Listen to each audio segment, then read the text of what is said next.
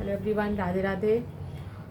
2 साल पहले जून 18 को 2023 में, हाँ 2023 में, और मुझे एक बैक इशू हो गया था। एक एक्सीडेंटल केस था मेरा एक्चुअली।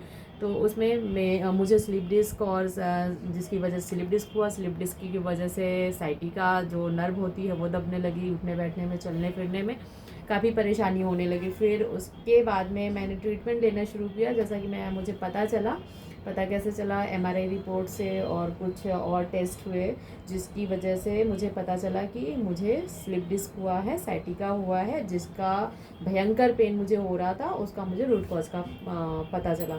फिर कुछ टाइम तक दवाइयाँ, एलोपैथी दवाइयाँ लेनी शुरू की। मेडिसिन लेने के बाद फिर फिजियोथेरेपी, जब थोड़ा आराम हुआ तो फिजियोथेरेपी करवाना शुरू किया। फिजियोथेरेपिस्ट के पास जाते जाते मुझे डॉक्टर कमलेश सिसोदिया जी का एक छोटा सा क्लिनिक हमें दिखा, और हम जब उसमें गए तो हमें लगा कि अरे यहाँ पे पता नहीं ट्रीटमेंट हो पाएगा नहीं हो पाएगा। रियली फर्स्ट डे जा कर के मुझे जो महसूस हुआ, जो मुझे लगा, वो मैं अपने शब्दों में बयान नहीं कर सकती हूँ। हुआ क्या था कि जैसे 1 महीना मुझे चोट लगे हुए हुआ था, और चोट लगने के बाद क्या कहते हैं, मैंने सोचा कि पता नहीं कभी ठीक हो पाऊँगी नहीं हो पाऊँगी। मैं भगवान से प्रार्थना कर रही थी कि कुछ ऐसा हो जाए जिससे मैं ठीक हो जाऊँ। और पेन इतना भयंकर था कि अगर मैं सोचती कि मैं इधर उधर थोड़ा सा मूवमेंट करूं तो ऐसा लगता था कि कमर की जो रीढ़ की हड्डी है वो टूट जाएगी, इतना ज़्यादा भयंकर पेन था। फिर जैसे तैसे मैं डॉक्टर साहब के पास आई। शाम को 7:30 बज रहे थे, 7 साढ़े 7 का टाइम था इवनिंग का। तो मैंने कहा डॉक्टर साहब ऐसी ऐसी बात है, रोते हुए आई, मैं बहुत परेशान हूँ। तो डॉक्टर साहब बोले कोई बात नहीं, मैं देखता हूँ। डॉक्टर साहब ने देखा और फिर उसके बाद में ट्रीटमेंट करना शुरू किया। भाई ट्रीटमेंट तो वाकई में था पेनफुल, क्योंकि नाड़ी और नसों के द्वारा ट्रीटमेंट कर रहे थे। नाड़ी का दर्द था, नस का दर्द था, साइड का नर्व का दर्द था।